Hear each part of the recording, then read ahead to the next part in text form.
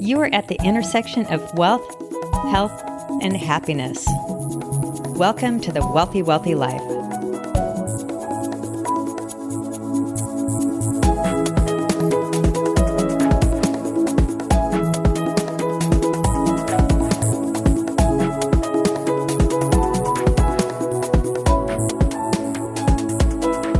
Hi, I'm Krisstina Wise, and welcome to the Wealthy Wellthy Life, where I interview thought leaders who teach a countercultural approach to money, health, and happiness, because great riches don't matter if you're sick, and good health doesn't matter if you're broke. Today, I tackle money wealth with Peter Sage. Peter is an internationally known entrepreneur, author, philosopher, and teacher.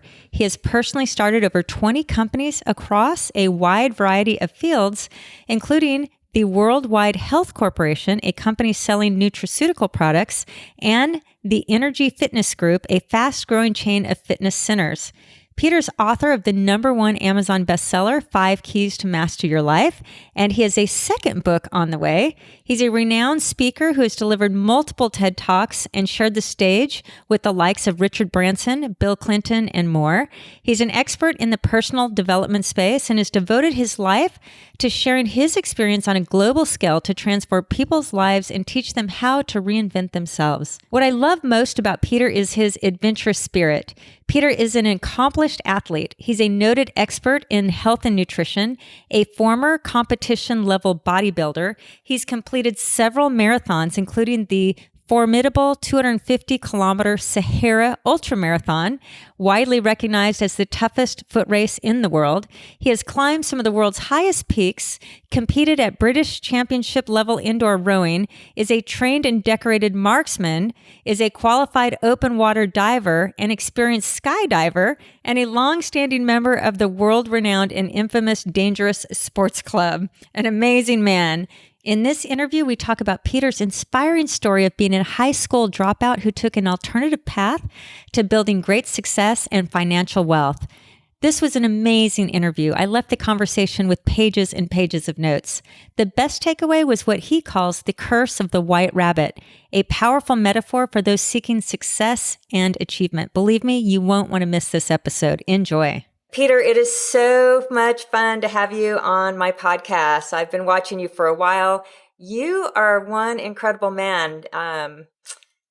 In fact, I admire so much of what you're doing, especially so much of your extremism, and not in a bad way, but in a good way. So I think my listeners are really going to love learning about you, hearing so much of your knowledge and expertise and the wisdom that you're about to share. Where I'd love to start, at the introduction, I talked all about your long bio of accomplishments. I mean, I think everyone listening is they're thinking, holy cow, this man's amazing. But what I would love to hear that doesn't really show up in any bio is a little bit of your story. I mean, really what caught my attention in some of your story is you're a high school dropout. And, at 16, so you've come a long distance between there and here. So do you mind sharing with us a little bit, maybe some of the story, the Peter Sage story that not everybody knows? Yeah, no, absolutely. And first off, Krisstina, thank you for the invite. It's always a pleasure to reach out and hopefully, leave a little impression on a new audience of something that we can contribute in a way that adds value.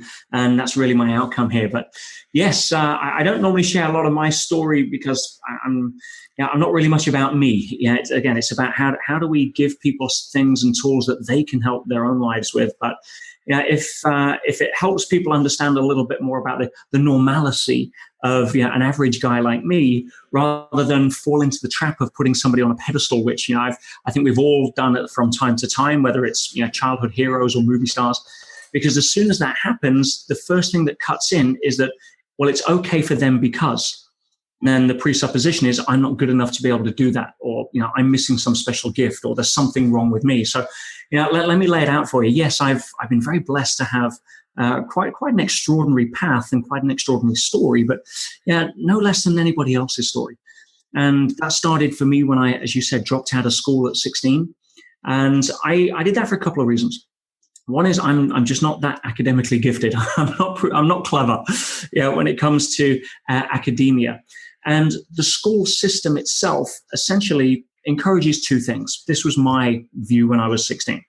It teaches people how to pass tests and work for somebody else. And that's the general mainstream that has been the staple diet of the post-industrial revolution educational system that was designed for one thing, predominantly, and that is to train people that came out of a non-industrial time into a compliant workforce that showed up on time, did as they were told, and didn't mess up the system. So that's how school still happens. So that the entire aspect of following that journey really didn't appeal to me when I didn't want to pass tests or work for somebody else. Now, the second reason I dropped out was because I noticed that, or it seemed fairly obvious to me, that I saw schools as getting you ready for a job. And if I'm an employer looking to hire somebody in a job, and even if it's a really good paying job, then essentially what's going to happen is that if I'm earning $1,000 a week, then the job is obviously worth more than $1,000 a week. Otherwise, I wouldn't be getting it all. So by the very definition of taking a job, I'm always going to be earning less than what I'm worth. And that didn't sit well with me. So come 16, when I could legally get out of there, I was like a rat up a drain pipe. I was gone and I was out in the world trying to swing the bat and see what happens. So you don't need to validate yourself by education. Now, if there's specialist information you need to master to go and do things, and that's great, whether that's school, whether it's studying to be an architect or a salsa dancer. If the skills to master, that's a different conversation. But blindly following a path that essentially says, I'm not good enough until somebody validates me that I've never met by signing a piece of paper that I'm never really going to rely on so that I can go out into the world to justify my self-worth. I'm sorry, that ain't a path I want to walk. So I got out of there and I went off on my way and started my first business at 17. And that was selling toys out of the back of my car in flea markets and things like that. And so, I bought 15 pounds of the toys because I got my last 20 pounds. I worked for my dad for a short while. He owned his own junkyard, kind of owned his own job. And that was never really going to be my path. So I remember he gave me 20 pounds. I got my last 20 pounds. He was paying me $40 a week. Now, and that's a big lesson for listeners, by the way. I'm sure some can relate to. Don't work for your parents because they don't pay you enough. Right? And so, I think if that was part of the encouragement to fly the nest. So I turned around and I said, Dad, I'm leaving at the end of the week. And he said, what are you getting into, son? And I turned around and said, well, I don't actually know, but I have a belief, which I still have. And that is if you jump in the deep end, you can only swim. And I got my 40 pounds. I gave 20 pounds to 10 pounds to my friend that I owed and 10 pounds to my mum for board and lodgings. And I got my last 20 pounds. I blagged my way into a wholesaler's, not knowing what I was doing, bought 15 pounds of the toys, and I drove to a car boot sale, what we call in England, or a flea market in the US, and laid out a little blanket on the floor because I couldn't afford a little place table. I had a little mini at the time, and this was before minis were cool. I'm 6'3", I don't fit in a mini. And I remember putting my stuff on the floor and hoping I would sell it. And I sold the entire lot for 30 pounds. So I doubled my money. And I went back the next week. I bought 25 pounds worth of toys. I paid £5 entrance to the flea market. And I sold the lot for 50 pounds. And I built up and up over a week by week until I got enough stock to cover a market stall. And then I started doing markets and then Sunday markets and toy parties and all sorts of things to try and hustle a few bucks. My tagline was I was 17 years old. My tagline was Pete the Toy Boy. And I remember I left my dad in the June. And by October, I'd made my first 1,000. And I remember the feeling looking at the bank statement. I'd never seen a bank statement with 4 figures on it.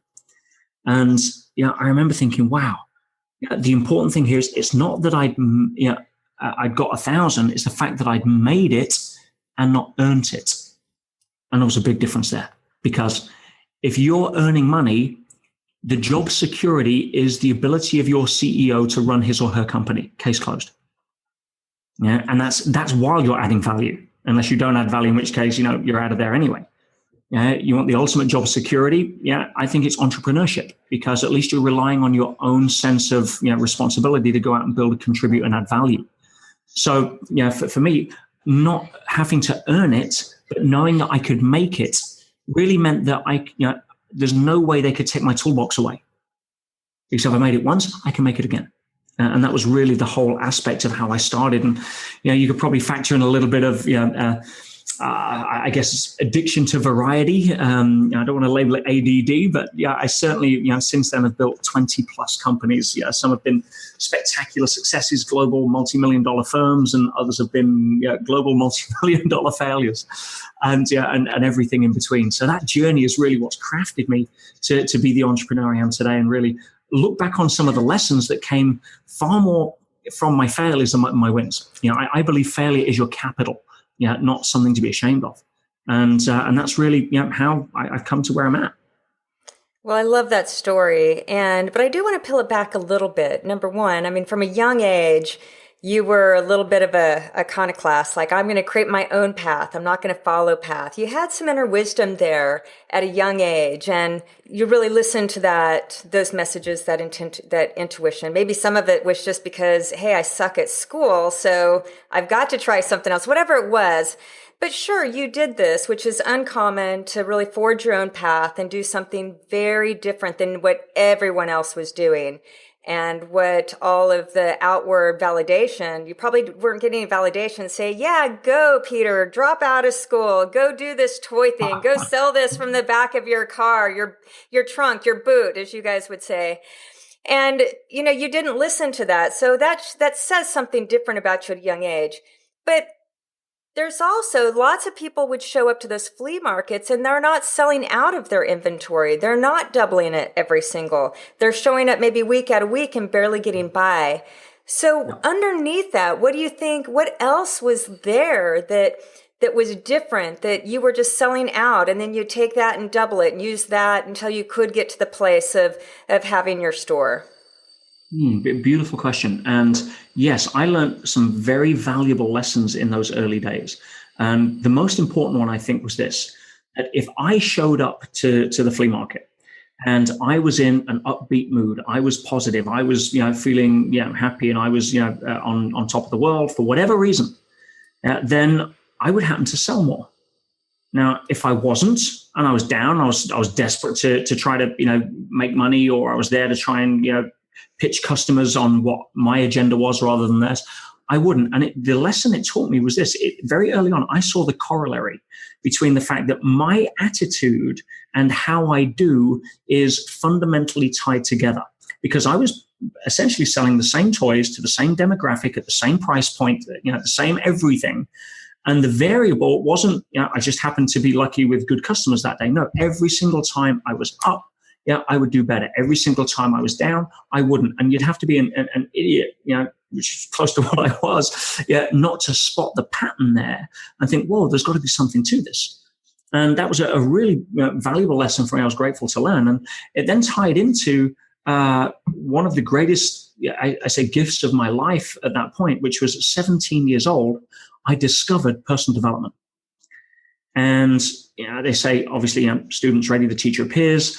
But I remember picking up, somebody gave me a set of tapes, and it was one of the old 6-tape cassette Nightingale comment type deals. And I don't know what it was. It was like a recording of a seminar where they were talking about success secrets. And I remember sitting on my bed. I live with my parents, and I've got this little single bed in this room, and I'm 6'3". I've got to sleep diagonally so I don't get my feet cold. And I remember having one of those old little pop-up cassette players and little like foam earphones. And I was listening, and I'm like, the realization, Krisstina, it almost hit me like a 2x4. It was like, whoa, hang on, time out. You mean there's an industry that actually teaches success?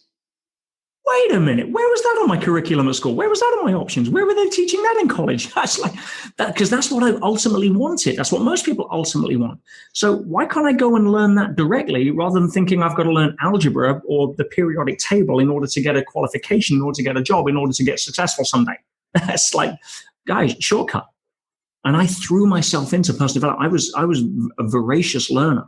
Every penny I made, I bought another tape set. And I remember listening to, reading Think and Grow Rich from the late, great Napoleon Hill. As almost anybody that's made something of themselves, I think, has come across that book, or certainly personal development, as one of the greatest works of art in that subject matter that was ever written in the 20th century. And I remember thinking, wow, this is it. I know with certainty that I'll always be okay because I've got a formula. Success isn't lucky. Success leaves lose. It wasn't luck that I'd do well when I was happy and people would avoid me when I was down. I mean, hello. Yeah, so for me, learning that early on, I became a student of human behavior. I became a student of personal development, and I really looked at so much. It's been nearly 30 years in the industry now. And so I'm blessed to have seen a lot of different stuff. And obviously, when you start off learning to, a musical instrument, you start off by learning other than playing other people's music. But when you start to compose your own, it's the symphony of all of that learning that you bring to the world in a unique way to be able to touch other people's hearts. And so that's what I'm doing now. But that journey was so full of different, wisdom and mentors and, alive and dead, virtual, and people I met or didn't meet, but people who I studied the works of. And it was probably say the biggest gift that I had was giving myself access to personal development at 17 and realizing that it was, a far better area of study than traditional school. Yeah. And I venture to say that you're still a student of life. You're still learning. You're still growing. That's never going to stop. So it's a discipline that you learned early on and continue, right? Like the learning never ends. It's not like you figure it all out and done. And so many people, I think, are seeking the answer, the right piece of advice, if I get there, then everything will work out.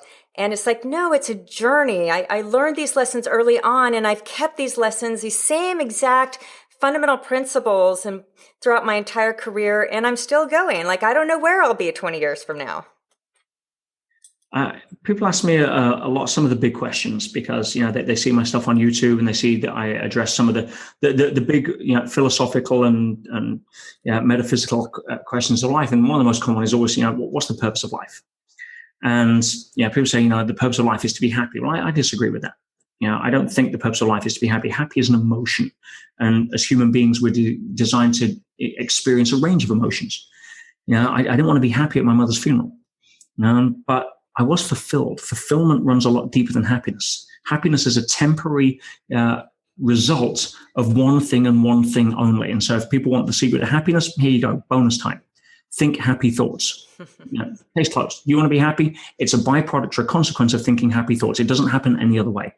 Now, if you want to set the game up so that you'll only give yourself permission to think happy thoughts when the outer world fits your pictures of what you think should be in the bank or the person that you should wake up next to or that, then that's your deal. And that's different for everybody. But the purpose of life is not to be happy. I believe the purpose of life is to be authentic.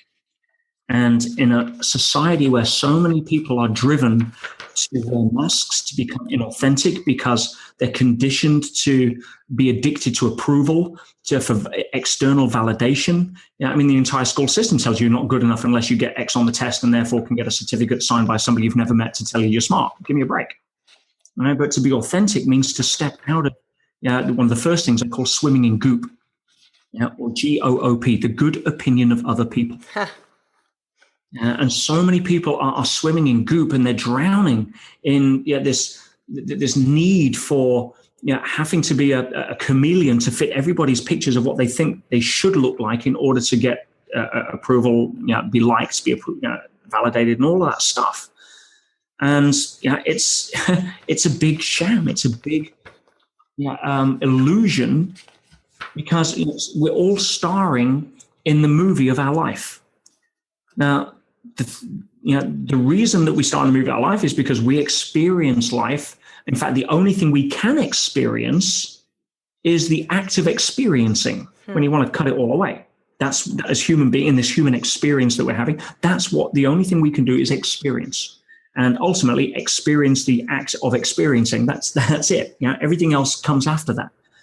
So if you're the star of the movie of your life and you're experiencing that role, by definition, everybody else that comes into the scenes in your movie are either at best a supporting cast or co-star, spouse, child, what have you, co-worker. 99% of them are film extras. Now, when we walk around as the star in our movie, we make a big mistake, and this is where goop jumps all over people. We think that everybody else sees us as the star in our movie. Whereas the reality is, guess what? They're starring in whose movie? Their movie, right. Which means that by definition, all you could ever be is either a supporting cast or a film extra in everybody else's movie. In other words, and I get, when people get to tattoo this on the inside of their eyelids, their life changes. And that is this.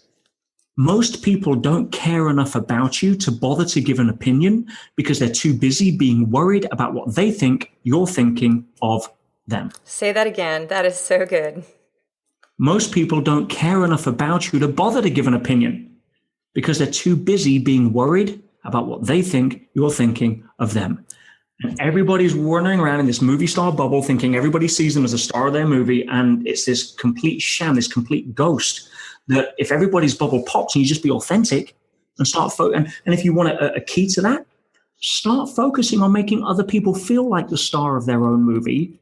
And you'll stop worrying about whether they approve of you or not. Because now you're not internally focused trying to fill a gap that was never there in the first place. You're focused on growing and contributing, which is the two rules nature operates by. So that, in looking through a lot of your teaching and what you speak to, you talk about the three types of people. And what you're saying reminds me of some of what you speak about is that there's getting to this place of working through me. So I think what you talk about, the three categories of people are to me, what happens to me, by me, and then through me. So what you're talking about is that we get stuck many times, and you're almost talking about my whole pattern of my life is that like the first third of my life was certainly feeling a victim of my circumstances and rough childhood and a lot of trauma and a lot of psychological baggage that really was attached to so much of that, but realized like this isn't going to work out for me if I don't take some responsibility in this. And so I did then move to, let's say, more quote unquote, this personal development realm, and certainly read all the same books and studied under Rohn and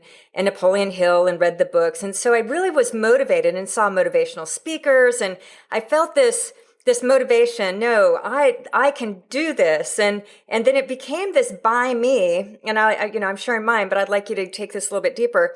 But this is by me. And then I turned into almost this person. It was better than to me. But then my life became about the accomplishment, what other people thought. I had to try harder and work harder to get more and to be more and accomplish more. And then I got in this belief system. Life turned into a struggle. It became such hard work, and I depleted my body, and so much where I eventually got so sick that it took me out completely.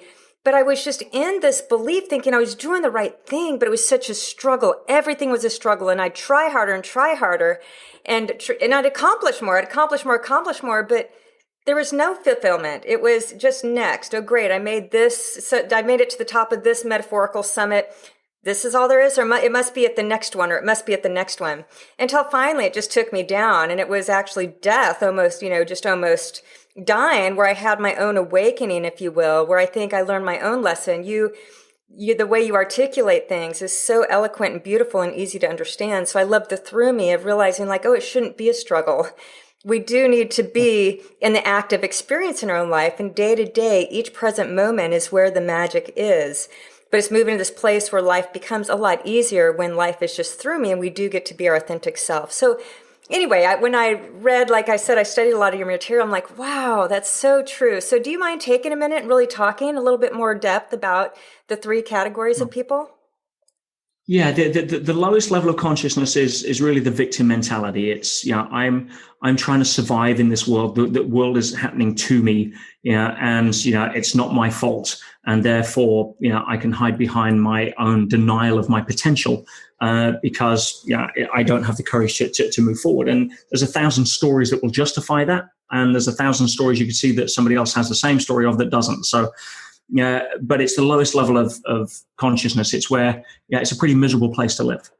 And you're complaining at life. You're complaining at why, everybody else is doing well, but you're not. And it's all about excuses. And again, the first step through that is to give up blame, because nowhere does blame work in any context of life, and replace it with personal responsibility. As soon as you do that, you can start taking charge of being able to carve out in life the path that you want, rather than accept the fact that, or just be resigned to the fact that it's a dead end everywhere you go. So the challenge with that is, there's no right or wrong here. There's only a more appropriate choice based upon where you're at. It's not about saying, oh, everybody in to me is wrong. And there's a lot of people that need to me in order to learn the lessons required to move to the next level. So it's not about trying to come from a place of ego saying, oh, well, these people are less or lower than. That's not it. We've all been in to me, and some people are in to me in different parts of their life, whether it's relationship versus business, doesn't matter. But the next level in Buy Me, and this is where a lot of the achiever mode is, this is where personal development thrives on selling people information on how they can basically be better in Buy Me. And what you described here, Krisstina, is the epitome of what I call the curse of the white rabbit. And I use a dog track metaphor for that. And you take these greyhounds, these beautiful specimens, and they, the trap opens and boom, they're chasing their goal. They're off to catch that rabbit. And of course, do they ever catch the rabbit? Oh, of course not. But here's the question. Why not? Is it because they're not a good enough greyhound? Is it because they don't have the right diet or the right trainer or sleep in the wrong kennel or any of that stuff? No, of course not. It's because the game is set up specifically and designed purposefully so that they can never catch the rabbit. There's a bigger game going on. Now, the dogs don't really care. They get to do what they love to do. Entrepreneurs chase goals because we're entrepreneurs. We build businesses. That's what we love to do. But if we are trying to catch the next rabbit in order to validate ourselves as a greyhound, I've got news for you. You don't see a greyhound cross the finish line and turn around to his friends and say, something, that's 3 races I've ran. I haven't won any of them. I quit. No. You don't see them being upset they didn't catch you. No. You see the dogs at the end of the race. They're ecstatic. They're panting. They're happy. Why? Because they got to do what they were born to do, which is run. That's what greyhounds do. Entrepreneurs build businesses. That's what we do. That's what we're born for. But, this is the best way I can phrase it. You cannot catch the rabbit of fulfillment. Which, remember, we said that's more the goal than happiness. You cannot catch the rabbit of fulfillment by running on the track of achievement, because the two are mutually exclusive. Because if you're under the illusion that, I caught my rabbit, let's say it's your first million. That's a big rabbit for a lot of people, and they're off chasing it, and they'll validate themselves when, and I'll give myself a break when, and blah, blah, blah, blah, blah. When I get my first million. So if they get the first million, what happens? They're temporarily, okay and happy because they ticked off the goal. What they're probably actually happy about, that their brain's not telling them, is that they're actually happy to stop running. But there's no fulfillment because you can't catch the rabbit of fulfillment on the track of achievement. So what happens? Very shortly after, I still feel empty. I thought I'll have made it by now, but now I need 2 million in case I lose the first. So guess what happens? Another white fluffy tail appears, and boom, we're on to the next one. And most people spend their entire life chasing rabbits they can never catch. Or, they pin another one to the wall and then wonder why they're not happy. Eventually getting to the end of the grave. And unfortunately, a lot of people do end the game chasing the more and accumulating everything that they can on the accolade side, only to get to the end and realize that no one was actually playing that game that gave a damn. And that, I know in my case, so much of it was this background of look at me. And for me, I was constantly trying to feel more and feel better. And I thought the next achievement, the next accolade would help me. It was more unconscious than conscious, but it was this idea and this belief of I'm not good enough. So maybe if have this next accomplishment, or if I'm in that circle, or if I can claim this like those people can, then I'm valid, then I'm good enough. But there's the good enough game, that if we live that chasing the white rabbit, we will never be good enough because we're good enough right now. And then it doesn't mean we're stopping, but in this life experience, I'm good enough with who I am now, and then I'm continue to self-actualize and grow. But I think that's the psychology part and the emotional part that's really wrapped in, that can make it really hard to get out of that game, that rigged game. There's only one way out, and one way to break the curse, and that is to recognize that you already are that which you seek. Now, once that awareness is internalized, not just intellectualized, because everybody understands English, but it doesn't change the game tomorrow when they still wake up feeling empty. But when you reach that place of understanding you already are that which you seek, you can let go. Now you can go build businesses because it's fun. Because it's a challenge, because it turns you on, not because you're choosing a pathway or an industry that you think has more chance of success, but you're not passionate about, because you're chasing the more and the fastest way you think to get there to avoid scarcity. So there's many different awarenesses to go through in order to really own that. And again, you're right, coming back to where those things happen, it's all about trying to fill a void. And that void occurs essentially from 0 to 7 and predominantly from 0 to 3. And that's because if you look at a baby when a baby's born, a baby can't do anything wrong. Why? Because it's a baby. And mum's high on an oxytocin love cocktail, and the baby wakes you up at 2 a.m. It's inconvenient, but you still love the baby. You don't blame the baby. Baby throws up on your new dress when you're about to go out. It's inconvenient, but you don't stop loving the baby. Now, there's a certain aspect where that shifts. And it's usually at the point around about, 18 months, 2 years old, what have you, where the parent really thinks that the child is now responding and can understand some level of two-way communication. At which point, as parents, we put on an assumption or a model around the fact that if they do what we feel is good for them, or safe or what have you, we give approval. And if they do something that's bad or wrong or naughty or dangerous or what have you, the perception of the child is that we withdraw that approval. Now, obviously, we don't withdraw it actually, but it doesn't matter. Perception is reality at that point for the child. So by the time we have our earliest memory, around about 5 years old, 4 years old, somewhere around there, we've already had a couple of years of training that love is conditional. We have to earn love. We have to be good enough in order to get that which we most need and seek, above anything else. You go to the orphanages in Eastern Europe. They're not there. The orphans aren't there because these are full because the parents are dead. They're there because the parents don't want the children, because they're dumping grounds for unwanted kids, because a lot of the religious beliefs don't promote contraception, and the parents essentially have too many kids and it outgrows their ability to look after them. So they're dumping sites. Can you imagine how unwanted you'd have to feel to be dumped off by your parents? So all of these orphanages have European funding. So they have the Red Cross, they have everything a child would physically need in order to support it nutrition-wise, everything else, intellectual stimulation, but they don't have love. So virtually every single growth marker of that child, whether it's blood profile, muscle development, height, is down by about 30%. Why? Because love is far more nutritious than a protein shake will ever be. Case closed. So if we're then craving that love, and medicine and medical community will call it failure to thrive syndrome, where children will die if they're not physically given love. And if we then understand that we as children growing up are so desperately wanting that nutrition, and we have to behave a certain way in order to get the thumbs up where it's given, we then spend the rest of our lives running that pattern and projecting it into our own relationships.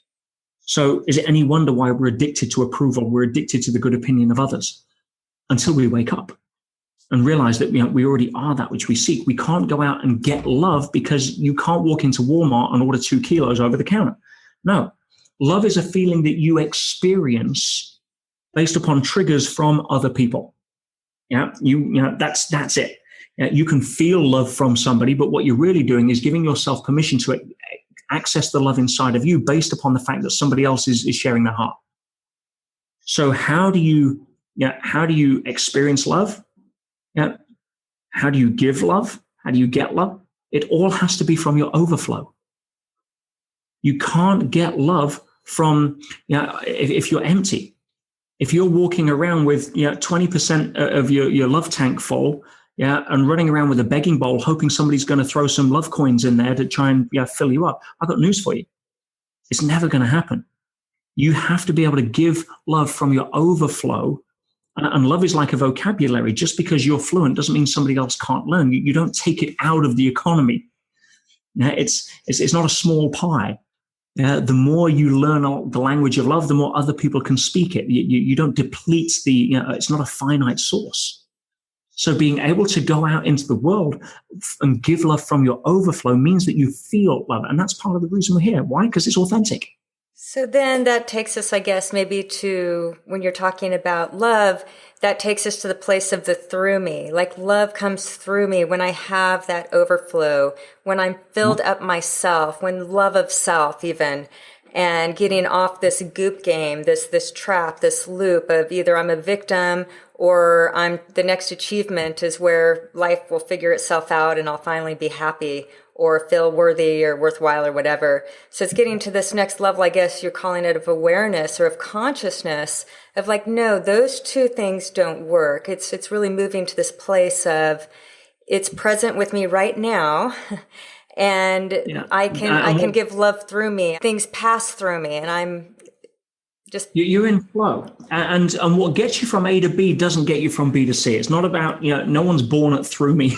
Well, actually, yes, people are born naturally at through me, but they're conditioned against it, as we said. So, most people come through based on their story, whether as a victim or then finally saying, I'm through with that. Let me go out and take the world and grab it by its horns and make it fit my pictures and start chasing rabbits on that exhausting, unfulfilling road, hoping that, when I get the next rabbit, I'll be there. If you, again, go to nature, nature is a fabulous, teacher. And nature operates on two laws, growth and contribution, and the membrane between the two is cooperation. And so, if we have a situation whereby, we understand that the oak tree doesn't struggle to grow. An oak tree would struggle if it wanted to be an apple tree. It's when we're trying to be something we're not, then we're pushing against life. The river of life, and I call it a river for a reason, is because it winds constantly. Every river, if you look at the topography, regardless of the topography from an aerial photograph, follows the same pattern. It winds. And there's no straight lines in nature. We're taught through left brain dominance in school system that the fastest way from A to B is a straight line. And it's not. It isn't. That's absolute false belief. And it's down to left brain conditioning. If you think the fastest way from A to B is a straight line, open your front door in the morning and try and walk in a straight line to your supermarket. Right? It's not going to happen. Right? Or you're going to upset your neighbor's wall. Right? Try driving to work in a straight line. That's not going to work. No, we have to get on the, out of the street, turn left, head to the end, head north, get on the intersection, go south on the freeway. And that's the fastest, most efficient way to the office. We understand that. So if we're trying to carve our way through life by digging a channel through the river as soon as it bends left or right, rather than going with that flow, rather than appreciating that the wisdom of the current is smarter than us. And just because we're freaking out because the outer world doesn't fit our pictures, then it's a very inefficient way to start getting your boat and dragging it across the bank to try and join up with the river further downstream because you're committed to a straight line. No, of course, life is nonlinear. We know that. Science knows that. One of my biggest passions in the last several years has been really understanding the latest cutting edge discoveries in the fringe sciences. And when we now understand, and we've understood since 1927, materialism has absolutely no basis in reality at all. Every attempt since 1927, when Einstein and the gang first proposed the fact that materialism is not the way it is, but we live in an energy-based universe, not a physical-based universe. Not one experiment has essentially been conducted that's validated materialism. We live in a non-linear world. What is the primary pattern of life? It's the wave. The wave gives birth to the particle, not the other way around. And what's the pattern of a wave? Ups and downs. It was the same as a river if you look at it. A light wave, a microwave, an X-ray, a sound wave, it doesn't matter. Everything that you can experience in this game called life is oscillating at a frequency. As soon as you look at it under a microscope, you can see it, you can measure it. This is fact. So, and what is a frequency? It's measured in hertz, which is cycles per second, which is the ups and the downs. There's no straight lines, So when the river takes a left turn, it's only the mind that freaks out because the mind is trying to guess the next 5 moves where the heart knows the next one. It's all you need. If you're programming the sat-nav in the morning by sitting down and putting your meditation in place and you're getting centered and you're getting off the left brain habituation of thinking and all of that, then you'll start to tune in to what we already know. Women have a far greater access to this. We call it feminine intuition. But, we have connection to the non-physical, whether it's through the pineal gland in the brain as a physical connection, or whether it's through the vagus nerve in the gut, same thing. We have access to energetic information that comes out of the source field that we then interpret that through gut feel or intuition or insight, or all that kind of stuff. Yeah. And so if you're listening to the heart is the compass. And in these days, the mind is the map. And guess what? Maps are out of date within 2 moves. So if you're trying to run your life through the map, then you're always going to be second guessing yourself and inducing uncertainty and doubt and complaining when all of a sudden something appears that isn't on the map. Whereas the heart's the compass. A compass is a far better way to live your life. And so getting into through me is about trusting the compass and then flowing with the river. And if the river bends left, then go with the flow, because chances are it's going to take you around a corner to catapult you back around towards your goal with a faster current. And when you start living life from that place, it's amazing what doors open effortlessly. I say to people, it's very similar to like you go to a hotel these days and check in, they give you a plastic key card, like a credit card. And it's coded with a vibration that will match the door. And when you touch it to the door opens effortlessly because you're matching that vibration.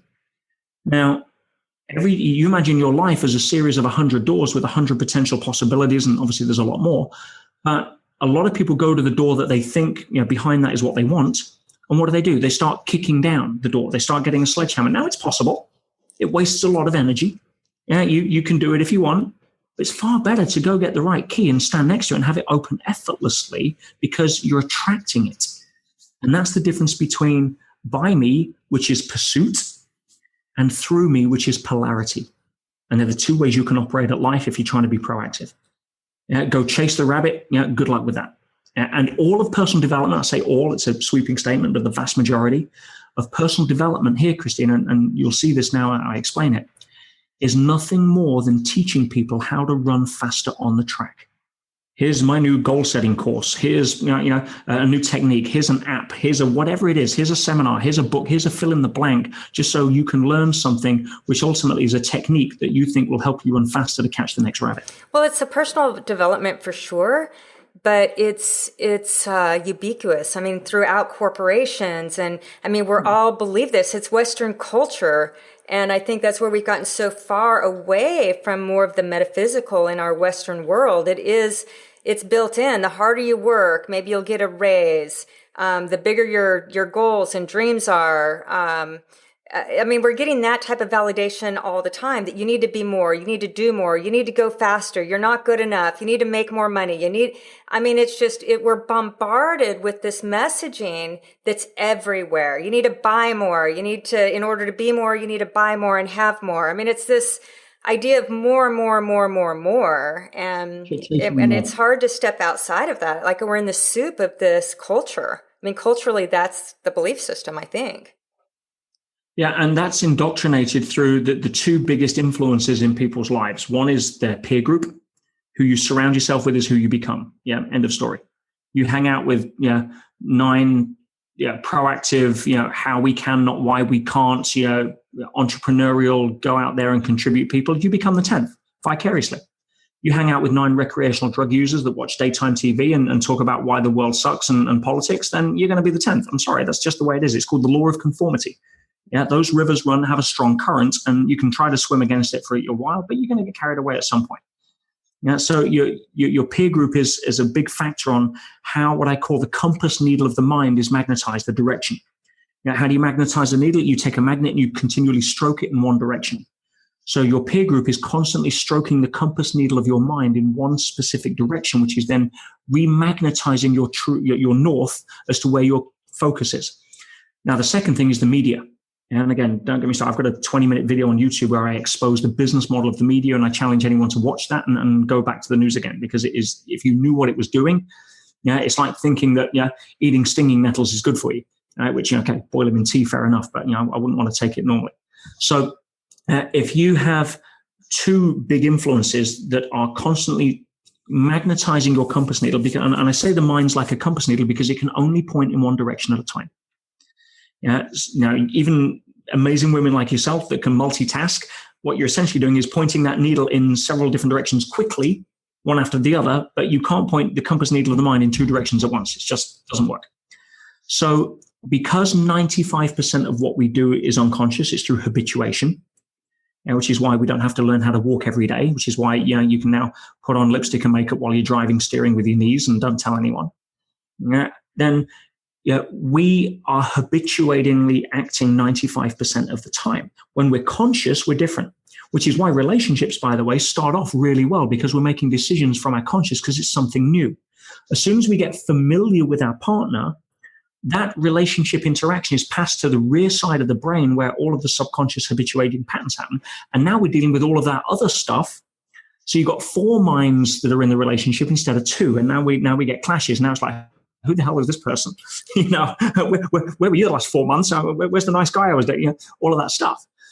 But if we understand that 95% of the time we're essentially sleeping awake, which is why most people can't understand what just happened the last 2 miles on the freeway, then if we are sleeping awake, that's when our compass needle will automatically start to swing towards its conditioned north.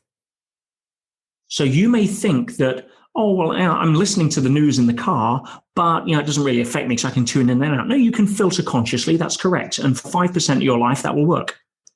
But I don't care if you're sitting in the car and you're listening to jazz, say, and you don't like jazz, but that's all the car plays and the radio is stuck on and you're in the car.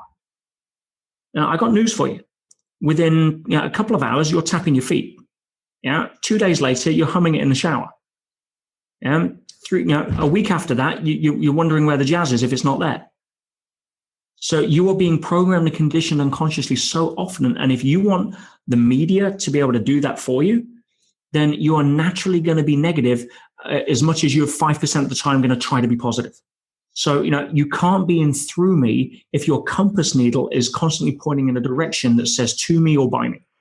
Yeah. Something also is, my question to you, I guess, is there's that. And I think so many of us are, we're just doing these things like listening to the news or complaints going on at work or whatever. And that's certainly affecting us like you talk about. But how much of this also is that we're, because of the habitualization and the subconsciousness going on, but is there another part to it that means we're just too damn busy? We're too busy doing all the time. Next. There's no gap. There's no break. There's no time to feel awake. There's no space to even reflect or try to, diagnose why we're doing what we're doing. It's just we're in this river of this, we're not navigating, we're just being taken by it without even knowing it.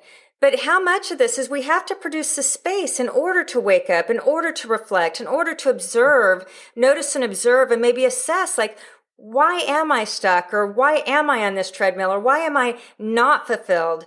But when we just go next, we're like, that's just part of, I think, the power of this is that now in this 24/7 digital age and times we're in, it's even harder to get off that treadmill. There's two things there, Krisstina. One is the fact that we are conditioned constantly in this 21st century push button notification society, whereby if you go to the gym and consistently lift weights with your arms are going to get bigger and more developed, and they're going to want to lift more weights.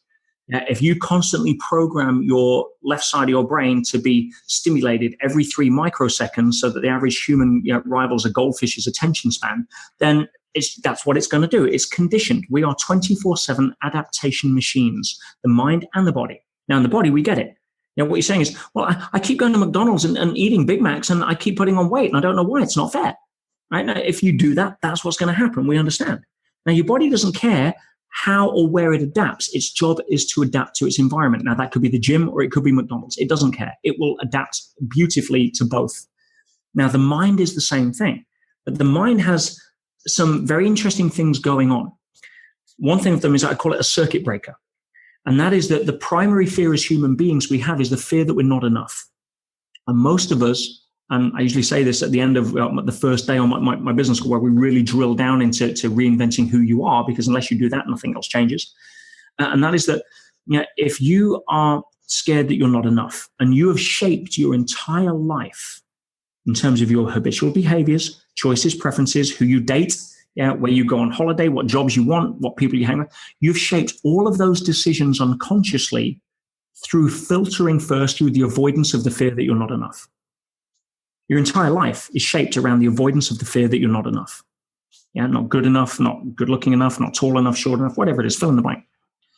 And so if you are forced to look in the mirror and see something you don't like, then rather than light the bulb of the circuit in the brain called I'm not good enough bulb, you will short circuit that, and it won't even get there. You'll defend, you'll attack, you'll ignore, you'll mitigate, and all of that will start to run.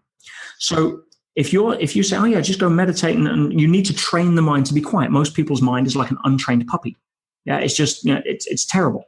So yes, you're busy. I haven't got time to self-reflect. Why? Because you're in the gym, in the mind gym, basically conditioning it to talk every 3 nanoseconds. Yeah, so get out of McDonald's, and go do something healthy, because your mind will adapt. So you need to train it to quieten down. That's where meditation is a beautiful tool. It's not the be all end all and answer, but it's a beautiful tool for giving that gap to calm down, to train the mind to calm the muscle of overactivity that's been stimulated through today's world. But the other aspect is the avoidance of the fear that you're not enough. I mean, literally, when was the last time people looked in the mirror naked and thought, wow, I've got 50 trillion perfect cells in a skin-covered Petri dish that are acting in total harmony, in like operating at 500 different interactions per second, some of them flawlessly. I mean, you would fall down to your knees and cry in gratitude at what was under this skin and part of this body that we get to play around in, if you really understood it. I mean, it just blows you away. But no, what do we do instead? Oh, I'm not quite sure about these love handles. Oh, I could lose a bit of weight here. Oh, my hair's getting frizzy. Oh, I've got a cheek here. Oh, my breasts aren't the same size. Oh, this, whatever it is. Constantly beating ourselves up as noticing what's wrong, which, as I said earlier, is a projection of that pattern that we're not good enough. Because we think we have to be a certain way in order to get love, approval, and everything else, conditioned by the media so that you can buy more crap you don't need, right, to validate the fact that they have a balance sheet. You go on and on. So acknowledging who you are, the fastest way to that is gratitude. Unconditional love is actually more powerful, because so many people don't have a reference for what unconditional love is. It's very hard for people to access that. So gratitude is different. I can ask every single person listening to this right now, think of 2 things you're grateful for that happened yesterday, and everyone will put something on the table. But here's where the mind will trick you, because what's wrong is always available, and so is what's right. That's a question of focus. So if I was to ask everybody listening, if you write down 10 things that suck about your life right now, and I'll give you $1 million, everybody would win $1 million. If I said, tell me 10 things in your life that you can be happy and grateful for right now, and I'll give you $1 million, everybody would win $1 million. My point being is, it's what you choose to focus on. What's wrong is always available. And if you're conditioned to notice that, which is what the media train you to do, in order to stimulate a part of the brain called the amygdala, so they can recruit you into as a viewing statistic to justify rate card. And again, don't get me started. But if you can really come from that place of appreciation of who you are first, then you can start to fill up, and then you can start to give from your overflow. That's really something for anybody listening to circle. It's like, there is so much to be grateful for, and you're right. And I have my journaling practice, which every day I'm really looking at and writing down what I'm grateful for. But be grateful for ourselves. Like, we have a purpose here. We can make impact. We're good enough. And that reminder too, to start back here, that in order to overflow, we need to appreciate and love ourselves. And I think that's a big part that's missing. Like, there's so much to be grateful for in the external world, but there's just as much to be grateful for in our internal world. Yep, every time. And when we can start to also understand that the brain can even trick us on that as well, because there's a difference between writing down what you're grateful for and experiencing the feeling of gratitude. Sometimes we think, oh great, here's another way to catch the rabbit. Let's before I go to bed, let's write 5 things down I'm grateful for, and therefore I'm in line with my spiritual practice. And it's a left brain exercise that seduces us into thinking that, oh, see, we've done it, and therefore we're on track. Whereas, if I was to ask you to, experience or tell me what being grateful for is like for something yesterday without using words, you'd start to shift to your feeling center instead of your thinking center. Now we're getting somewhere. Yes. And that's a different experience. And that's the challenge. We do have 2 centers, and again, I make it as simple as possible because I'm a simple guy. We've got a thinking center, we've got a feeling center. What really sends the messages out to life is that when those 2 are in alignment, when your thinking and feeling center are aligned, you're broadcasting a powerful signal. Here's the challenge. What's the fastest thing that unites the heart and mind? Fear. So most people are constantly broadcasting a powerful signal to tell life what they want, which is essentially what they don't want, and wonder why it shows up. You start broadcasting what you want, or focus on what you want with the heart and mind aligned, and boom, whole different game. Because otherwise, you're staring in the mirror, affirmations, oh, I'm happy, I'm rich, I'm successful, I'm happy, I'm rich, I'm successful, and the heart saying bullshit. Mm-hmm. Yeah, the heart saying you can read it all you want, but I ain't feeling it. Because the heart doesn't speak in language. It only knows, towards, away, positive, negative, engage, disengage, grow, protect. Yeah, feels good, doesn't feel good. Truth, untruth. That's the language of the heart. It's binary, case closed. Now, the mind has access to some pretty incredible tools. It's a pretty cool thing. It has language and reasoning and logic and deduction and labeling and comparison and metaphor. So when the heart and mind sit across a debate table, guess who wins?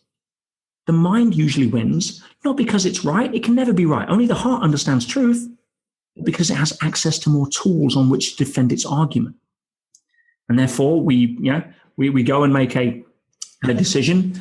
And part of it, when and you see it all the time, 5 years later, when they get divorced, it's like, I knew walking down the aisle, it just wasn't the right thing, but it ticked every box on my left brain piece of paper. Yeah, good luck with that.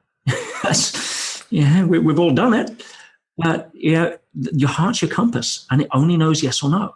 So when you can get to a point where you trust life enough as your partner, that's when you get into through me. When you know that life is here to work for you rather than against you. And why wouldn't to it work through you. Yeah. Well, that's when you're flowing. Right. Yeah. The energy flows through. You can't hoard it. It's like money. You can't put it all in the bank and expect to be happy because now you've played the more game and you think you've won, but nobody else was playing. It's not about that. What do you see on somebody's deathbed when they've come to terms with their own mortality and know they've got hours or days to live? What do they say? Go get me my bank balance? No. Go get me my mahogany framed MBA certificate? No. Go get me a picture of my first Ferrari? Give me a break. No, it's go fetch me the people that I love the most because I want to spend my last time with them. I want to tell them how much I love them again. Well, and I had that own experience where I was there, and that was my big awakening, was exactly that, was this existential despair of thinking, oh my God, I'm going to die. And my entire life has been about achievement and being able to check those boxes and all my material possessions and all my accomplishments and my awards and all those things. I thought I was doing the right thing. And I just was left with this, who gives an F about all this shit that I have? Like, none of it matters. And I've wasted so much time and energy and just so much of my life. I've not experienced my life because I was always in the future, the next thing. I was never present and with people. If I were here with you, I'd already be thinking of who's next and what's next. And I need to get through this really fast because I've got 10 billion other things I need to accomplish today in order to get there. So yeah, I mean, I really wish to save so many people from arriving to that same spot. I'm lucky I got a second chance, but many times we don't. So if we can help people, wake up now, it will save, I think, so much existential despair maybe later on. One thing now, there's something else I want to talk about. We're getting close to our time together, but you're really tapping into, and I think you even said the word, I'm not sure you did, but this metaphysical, and some of what I am starting to teach a little bit, and I'm very sensitive about this because I think especially a lot of my listeners and audience and my personal clients, they're not quite sure they're ready to go here. And it's this balance between the physical, metaphysical. And I talk about the 3 different intelligences that I'm really starting to tap into. And, when I was by me, to use your words, everything, I was all in my brain. And I my brain's pretty powerful, and I can rationalize everything and logic everything, and left brain, type A, all those things that, especially this culture we're in, that for us type A left brain people, linear, analytical, it works, we feel really very comfortable there. What I learned, though, that, through my own work and, my own awakening, if you will, again, to use your words, is really moving down and realizing that, there's these other intelligences, and we talk about them in physical, our brain, our heart, our gut. And science, we're learning so much about the science of these and learning, the newest neuroscience. We understand, the heart and cardiology and even things like cholesterol, where we thought was bad, maybe it's not so bad from scientifically. Then we look at now even the new science with the gut and the microbiome and how important this is, and we're killing our microbiome. So those are all physical, biological, scientific, mechanistic things that we don't necessarily completely understand, but there's a lot of new science and knowledge here. Like many of us are sick because we've killed our gut biome with all of the antibiotics we've taken, for example, which maybe is making it that much harder to tap into the metaphysical. But my point is that those are the physical descriptions, but underneath that or intertwined with it, or just one and the same, is there's this metaphysical layer to it that's like this, that there's so much we don't understand, but we have a brain intelligence, but like you said, this heart intelligence of how we connect human to human and how we feel and how we connect with nature. And there's a heart intelligence here, and it's metaphysical. Like we can't describe it or explain it or scientifically prove it. It just is. And then with our gut, like you said, this intuition,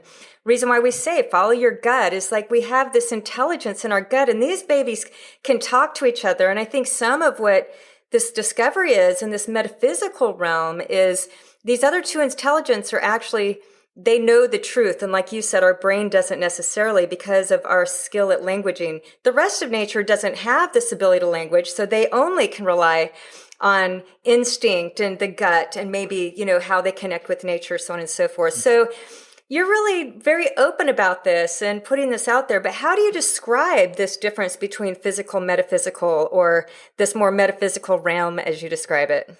Yeah, I wish we had another hour to talk, but in the time that we have, for many centuries, the truth provider was generally accepted as the church or the religions or the spiritual teachings, the Sufis or what have you.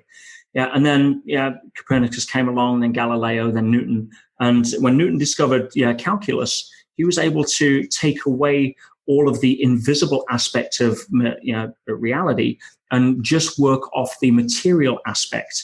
So, forces, motion, gravity, mass, and calculate and explain the phenomena of life through purely physical sides. Prior to that, the church was handling all of the non-physical. It was God, it was a force, it was something you couldn't see that moved the moon and stars. So science and religion were at loggerheads from day one. And they'll never be apart. They're different ways of telling the same story. You can't have one without the other. If you want to go to a material world, then great. Now, that's great if you're studying a Swiss watch. Take it apart, reverse engineer it, put it back together, and you understand it. But if I was to take you and cut you into 1,000 pieces and then have a look and then put you back together, I've got news for you. Yeah, Katrina ain't coming back. That's, that there's something invisible there that is intangible. Now, how do we know that? Because the very definition of being physical means that your destination is non-physical. I don't care if that's your body. I don't care if it's the sun. I don't care if it's a 1,000-year-old tree. I don't care. By the very definition of being physical means your destination is non-physical. Everything in the physical world is subject to the law of impermanence, which means the essence of who we are has to be non-physical.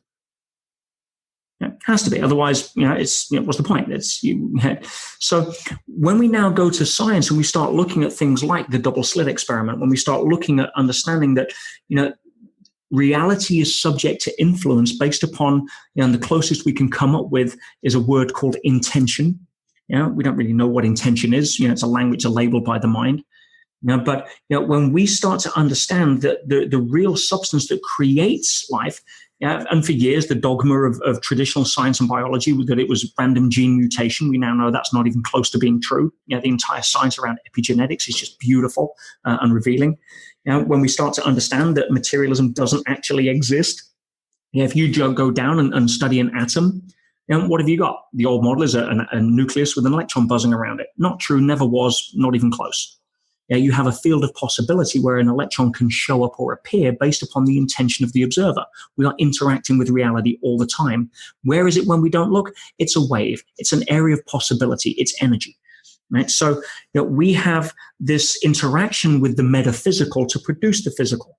If I shrink you down to the size of an atom and fly you into an atom with a camera, a little mini GoPro, and say, listen, go in the center of that nucleus and take pictures, what's there? Nothing. 99.9 to the power of 6%, nothing. Energy, potential, possibility. 0.00001% actual mass. So we are physical and metaphysical in one. Why do you know that? Why? Because we have a physical body, but we also dream at night. Dreams are metaphysical. There's one aspect. How do you measure love? How do you measure intelligence at the level of intuition? How do you measure creativity, imagination? That's metaphysical. We're a beautiful encapsulation of both. Again, the church is always complaining at science complaining, dismissing religion. The two ways of telling the same story. You can't have one without the other. So, if people start to understand that metaphysics, the wave gives birth to the particle, not the other way around. Why? Because it is metaphysics before physics. And physics deals with the very big and the very slow, which essentially means that it's predictable, which is why Newton and calculus got such attraction. Koch's postulates, the scientific principles, it has to be repeatable and it has to be predictable and yada, yada. Well, guess what? You take a roulette table. Here's a quick metaphor to finish on. You blow it up to the size of a football pitch and you spin it at like 0.5 miles an hour, barely moving. And you're standing at the foot with a giant medicine ball sized, sort of ball, and you want to drop it in 27 black. And when it passes underneath, you let go and it drops in 27 black. And you can do that every single time and predict it. That's physics. Now, metaphysics deals with the very small or the very fast. There's a lot more uncertainty there. So you shrink that roulette wheel down to the size of a normal roulette wheel and spin it and now put the ball in. It's not going to be 27 black every single time. So normal physics says, therefore, it doesn't work. No, because it was always probability. But when you're dealing with slow and big, probability is far more predictable. I meditated and I thought positive, and guess what? Something great happened. But I did it again. It didn't happen. And normal science will say, there you go. See, that's not science. That doesn't work. That's all woo-woo. Well, no, you don't understand. You're dealing with the metaphysical. It's small and fast, and therefore there's more uncertainty around it. Because everything is based upon a certainty-uncertainty principle when you look at where that electron could appear based upon the observer effect. It's not difficult when you understand how to marry the two together. But if you're trapped into a material world because your compass needle is pointing in a direction that you've been conditioned by media and the wrong peer group, and you're still struggling trying to get the good opinion of others, trying to plug in your umbilical cord into the rest, someone else to get the love you think you need, and you're still chasing validation by running around catching rabbits, I got news for you. You ain't got time for that metaphysical stuff because you're too busy trying to live a life that life is telling you isn't in flow. So much of the takeaway there, I think, for so many of us is that you shared so much, but to circle us back around is to maybe move more or work to move more, take a pause and start observing self, observing our situation, and start to really ask the question of how do I maybe move in my life more through me versus by me? And that life isn't linear. It's not predictable. It's not a straight line. That the more we can get comfortable with the uncertainty and looking forward to maybe in the next curve, what's on the other side of that curve that's coming up, and just go with the flow with it and navigate and learn and be and make impact and be good enough, get to the place where I'm good enough. And there lies the secret to more fulfillment. But that doesn't mean necessarily that life is perfect either, and that there's not a failure. There's not a struggle. Life is life. It's not about that. Your journey along your river of life, your role is to be a good sailor. Now, you've still got to go man the sails. You've still got to navigate the bends. You can't go below deck and meditate and hopefully that it's all going to magically happen. That doesn't work. We still got to move because we're here for a purpose. Otherwise, we'd still be spirit. So, you want to be a good sailor. But if you're here to give your gift to the world, to contribute who you are as to why you were here, whatever that is, and you're not going to find it chasing rabbits. If you're coming from that place, then you're going to need to go through choppy waters to build the strength in the arms when you're holding the wheel in order to go to the next level of your journey. Life is your training partner. Now we pay good money for training partners in the gym or personal trainers. Now, if we want to train for the marathon of life, we hire a personal trainer. Well, we've already got one. It's called life. It's going to give you the challenges you need in order to grow so you can contribute more. Why complain about the bends in the river? And here's the easiest way for me to sum it up. we have a binary option on how we can react to anything, love or fear. If you want to strip it all away, you want to get right down to brass tacks, love or fear is it. If you put your foot in the corridor of fear, every step you take after that doesn't matter. You put it in the corridor of love, every step after that's going to have a different journey. So if you're loving the bends in the river, regardless of how traumatic they seem, regardless of how off key they seem, how nonlinear, it doesn't matter. They don't fit the pictures. If you're coming from love, you can trust the bends in the river. That's what I've learned. If you're coming from fear, it's going to take you over a waterfall. You create what's around the bend. We know that in science. It isn't, oh, well, it was fixed. It's there. No, that's a materialism paradigm that died in 1927, unless you weren't watching. We create the outer world will rearrange itself and physically at the energetic and atomic level to bring you in circumstances and what we call synchronicities to support you based upon your intention. If we can affect the appearance of an electron under a microscope based on the intention, what do you think we can do with reality? Yes, it's listening. Reality is subject to influence. Wake up. The only time you don't believe that is if you're in to me mode or you're trying to make it fit your left brain pictures in by me mode. So, coming from love, then boom, you'll be able to sail around the river. Of course, there's going to be challenges. You want them. You don't go to train for a marathon and expect your personal trainer, to let you walk 100 yards and go home. No, you want to be throwing up on the sidewalk after 10K, and thanking him for pushing you that far. Because on that scenario, you understand it, you're getting it. What makes a marathon more fulfilling? Running it for something other than yourself. We're back to contribution. That's why you have to grow. You look at the New York Marathon, the Boston Marathon, which I know you ran, and the first-time marathoners, most of them, I'm not talking about the pro athletes that do it, for fun, every year. The first-timers, far more of those are running for a cause, for somebody they loved or care about, or raising money for something. Far more are doing it for that. Those that sign up for the first time that don't have that, vast more majority of those drop out. Why? What's life trying to tell us? Go give your gift. All right. Well, let's complete there. I have one final question for you. Thank you. My goodness. Your words, your language, your metaphors are so brilliant and perfect and helpful. Mm-hmm. So thank you. That's very humble. Yeah. So you're amazing. Thank you. You shared so much with us today, and my gosh, you've touched my heart. So thank you. I complete every episode with one question, and part of what I'm really wanting to do is through this podcast is to break these popular beliefs, these misconceptions, these places where we're stuck, where it's unconscious beliefs just because, they're everywhere, like it's mainstream conventional wisdom. But I'd like to break those or myth bust some of these things, because unknowingly, I think so much of these beliefs really hold us back.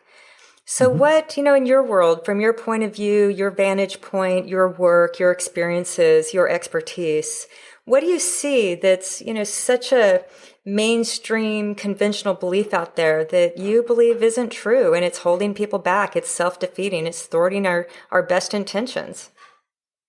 Well, out of the many that I could pick, as an entrepreneur, I would say that one of the most destructive is the belief that our self-worth is our net worth. And if we're playing that game, we will always be coming from fear instead of love. We'll always be making decisions based upon avoiding fear of loss, from scarcity, from protection instead of growth. And so, if you understand that, you are not your net worth. Right? If I lost everything tomorrow, it'd be a damn good excuse to go again. Why? Because it's the having it. It's the getting it. It's the journey, not the having it. How do I know that? Because I'm not going to take it with me. Everything's subject to the law of impermanence, including me. Right? The only people that tried that were who? They were the Egyptians. And what happened? 3,000 years later, we dug it up and stole it. Right? You can't take it with you. Never seen a hearse with a luggage rack.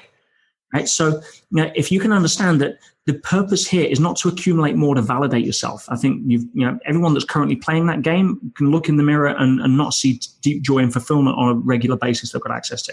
If your self-worth and net worth are tied together, you will always be chasing rabbits to try to catch something that you think is fulfillment by running on the track of achievement. Never going to happen.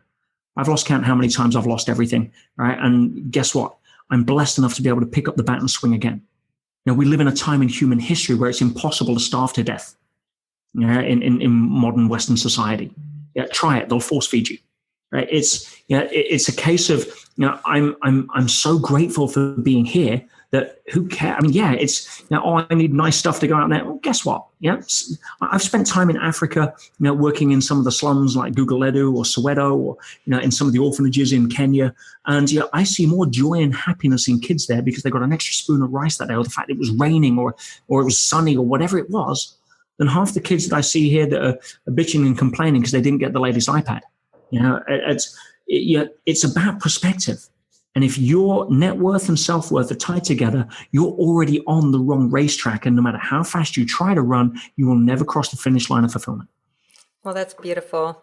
So I think my next book is going to be called Sageisms.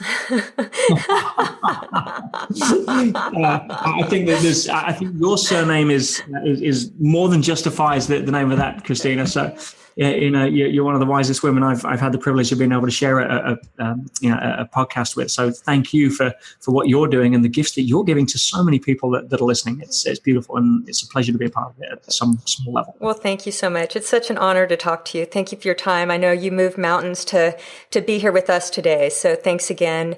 And I look forward to our next conversation. I think this is just the beginning. Absolutely. No, absolutely. And as I say, if I can contribute anything else to anyone that's listening, I've got a lot of stuff out there on the web. I try to put as much of my philosophy out there to help people as possible. So, put some links in, and I'm sure we can make something happen for the people here as well to be able to help anything else. Great. So any final thoughts? I think you have a business course coming up. Yes, I also teach a 3-day Sage Business School where we're really reinventing entrepreneurs, because most people are trying to learn skills in order to get certainty. But it's really the person who's applying the skills that means a lot more than the skills you learn. Siri will teach you skills these days. That's the world we live in. But who's applying them? If you don't shift there through some of the things we've talked about and reinvent who you are, then you're only going to run the same patterns or earn new skills to earn the same amount of money with, because again, you'll hit the unconscious blocks that most people don't know how to shift. So we take care of all of that, and then we teach you how to build businesses. And that's part of my passion. And we run that once, twice a year around the world. Next one's in London, October. I'd love to be able to offer something to your listeners if they wish. And it'd be wonderful to be able to meet you or see the people in person and shake hands too. Well, I may be there, so I need a good excuse to come over to London. This might be it. All right. Well, we'll put a link to that in the show notes. Again, thank you so much, Peter. My absolute pleasure. Thank you. I hope you loved my conversation with Peter Sage as much as I did. If you'd like to learn more about Peter or about Peter's fantastic programs, like his Sage Business School or Master's Circle, you can find the links at wealthywellthy.life/podcast. Also, I highly recommend his book, 5 Keys to Master Your Life. I've included a link to his book in the show notes. Next up, I move back to the health side of Wealthy Wellthy. I interviewed David Whitlock and Jasmina Aganovic, the brilliant minds behind AO Biome and Mother Dirt, one of my favorite products for staying clean and healthy. Their discoveries and breakthroughs are very interesting. You won't want to miss it. Here's to Wealthy Wellthy Life. I'll see you next time.